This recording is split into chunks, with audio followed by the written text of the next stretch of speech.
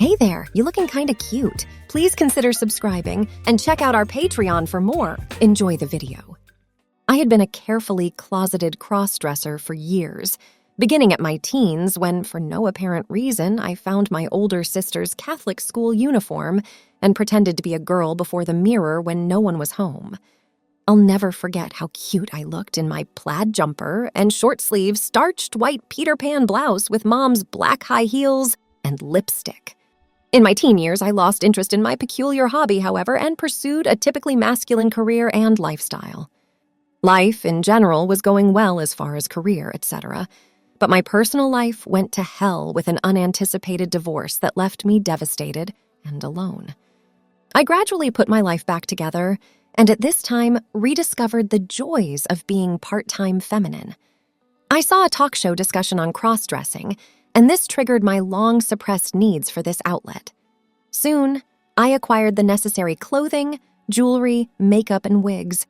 I would indulge in lazy Saturdays of slowly dressing up and carousing about the house in dresses and heels. I would film my feminine transformations and practice feminine speech, mannerisms, and poise before the video for later self-critique. Although I was in good physical shape, I was not bulky, and at 5 feet 8 inches and with an overall slim build, I could pass pretty well for a lady. I never went all the way with shaving my body hair, however, for fear of being discovered. Likewise, I would never even consider a public debut. Although my dreams being seen in public began to escalate, as did the size of my wardrobe. I particularly liked the businesswoman look and had some nice tailored suits and silky blouses. High heels were a must, in my opinion, and my feet felt bad without at least 3 inches. I loved their feel on my feet. At this time, I was an active duty naval officer, and prior to leaving the service, on a whim, I purchased a complete woman officer's uniform set, including dress and work uniforms, expensive but worth it. I was nervous as hell when I bought them, but again, the anxiety was worth it. I always thought there was nothing sharper than a woman in a tailored Navy uniform, cover, hat, and heels. I loved to pretend I was a beautiful, high-ranking lady officer, and the videos of myself in uniform were quite convincing. Soon after, I purchased a Catholic schoolgirl uniform in my size, feeling nostalgic as well as classic nurse, maid, and flight attendant uniforms. My most interesting acquisition was a genuine modern nun habit with a black veil. I was amazed at the escalation of my cross-dressing. I loved it so much, I just couldn't get enough. At this time, I moved and got a great job as a computer engineer in a new town. I had not dated since my divorce and did not seem to miss it. I think the cross-dressing served as a substitute and did not want to compromise my hobby at this time. Soon, I discovered the huge transgender world on the internet and read the stories on Kinda Cute's YouTube channel. I decided it was time for me to make a public debut as Candy, my feminine self, and so in late October of one year, I finally removed all of my body hair to be as feminine as possible. I spent hours transforming for my big debut at the local shopping mall as a sharp, no-nonsense businesswoman after work at the office. I chose to wear a gray houndstooth suit with a mid-thigh length straight skirt and silk blouse with matching silver jewelry. I carefully made up my face and wore my shoulder-length blonde wig. I was nearly shaking as I grabbed my purse and left the safety of my garage. At the mall, I nearly chickened out, but with a deep breath got out of the car and went inside the crowded parking garage. I walked deliberately, as feminine as possible as I had practiced for so long now, in my patent heels. No one seemed to notice, and I gradually relaxed. I went into a department store and purchased some jewelry. My voice was a little breathless from nerves, but sounded pretty convincing to the salesgirl in me, so I relaxed even more. I stopped at the food court for a coffee and sat alone at a table. I looked at my clothes. They looked so feminine. I felt so feminine. I felt so good. As I looked up, I noticed a man and a woman at the table had joined me since it was crowded. They smiled and said hello, and I returned the courtesy. They clearly did not know that I was a man. I sipped my coffee, and my eyes fell on the man. He was tall, about 6'2" and about 190 pounds. I found myself finding him quite attractive to my mascara and shadowed eyes and averted my gaze. What was going on here? I became uncomfortable with these thoughts and left, but before leaving the mall, I purchased a copy of GQ magazine. I went home and changed into a skirt, silk blouse, and took the GQ with me to bed. In my feminine state, I found that I was indeed attracted to tall, handsome men. I noticed things about them I overlooked when in my male status like hairstyle. Clearly, my cross-dressing had escalated to yet another level. Several months later, I met Steve. Steve seemed like a great guy in our conversations. He was a single, professional male in the medical profession about my age. And better yet, he was a Navy officer, commander. Steve was tall, about 6'3" in, and about 200 pounds. Since I am 5'8" in, even with my 4-inch heels on my feet, he remained a couple of inches taller. He was in great shape and even ran marathons as well as Dove frequently. He looked great in his and had a full head of dark brown hair cut in a short military style. In short, he was quite handsome, yet he seemed very gentle and understanding in our conversations, so he did not rush me. Usually straight as an arrow, he was also recovering from a recent divorce and had just come to accept he loved cross-dressers. He related that he would like to take me to the officers' club on a date. I would be wearing a genuine lady's uniform as his superior officer, which would have to be a captain or an admiral. I was ready, and the time had come for start dating a guy. We picked a time for our first real date, and mine ever with a man to take place. He would take me to dinner at the officers' club at his naval station. He would promote me to captain for our date and bring the necessary epaulets and coat to reflect the change of my rank before we went. We decided to go in our dark navy blue uniforms. The day of the big date arrived, and I was filled with a feeling of nervous yet joyful anticipation. Finally, I was to have a date with a real man who thought of me as a beautiful woman. I spent the whole afternoon transforming in my home, filled with soft, romantic music and aromas. I removed all of my body hair and put on a smooth lotion for my skin. Next, I carefully powdered and perfumed with Chanel. I had gotten my ears pierced for this special event and placed 2 small pearl studs, Navy regulation for ladies, through my ears. I also had my nails professionally manicured the night before at a nearby salon and had them lengthened and painted a dark red. The young Vietnamese girl doing my nail extensions had asked me what my special event that I had been chatting indirectly about was really all about while she did my pedicure, and I told her it was my first big date with a man. I was honest with her about my male nature, and she seemed very understanding and gave me good advice. It turned out some of her co-workers were like me, and she was sympathetic and non-judgmental.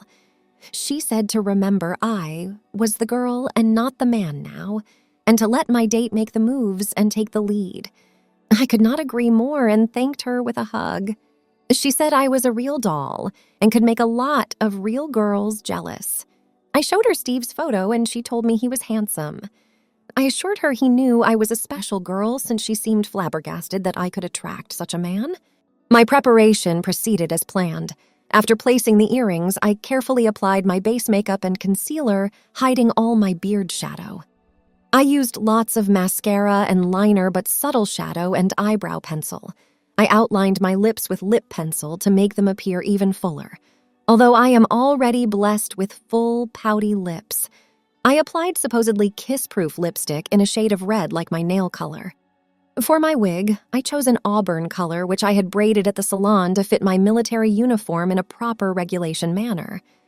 After all, I did not want to stand out for a uniform violation on a naval base while in drag impersonating a superior officer. I made sure the uniform hat fit properly, which it did like a glove. In the mirror, I looked absolutely stunning, but there was more to do. I removed the hat. Then I slipped into a padded cincher girdle that gave me a more feminine look. I then put on a short white half camisole. I pulled my uniform out of the fresh cleaner bag. I was planning to wear my winter uniform with a long-sleeve white blouse and regulation tie and lieutenant commander epaulets. I slipped into the tailored skirt and then slipped on my suit coat with lieutenant commander braiding, 2 fat stripes and a middle skinny stripe, of a line officer.